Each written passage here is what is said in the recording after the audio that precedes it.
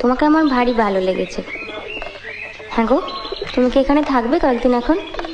যদি না তোমরা তাড়িয়ে দাও। থাকলে বেশ ভালো হয়। ওই আলমারির কোনো ইংরেজি বই আমি পড়তে পারি না, তুমি থাকলে অন্তত পড়ে শোনাতে পারো। আচ্ছা, এই যে বললে বিহারীবাবুর সঙ্গে তোমার বিয়ের কথা হয়েছিল, হ্যাঁ। সেটা হয়নি বলে তোমার কোনো আফসোস হয়নি? ওমা, আফসোস হবে কেন? ভগবান যা করেন মঙ্গলের জন্য। তাই বুঝি? এই যে বছর না ঘুরতেই বিধবা হলাম, সেটাও মঙ্গলের জন্য? সত্যি। কেন যে অত ইংরেজি পড়তে গেলে তুমি?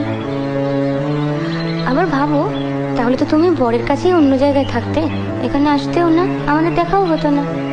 বা আমি এখানে থাকতাম, তুমি অন্য জায়গায় থাকতে। বা তা কেমন করে হবে? তোমার শাশুড়ি তোমার বরের সঙ্গে প্রথমে আমার সম্বন্ধ করেছিলেন, জানো? তাই বুঝি? তা হলো না কেন?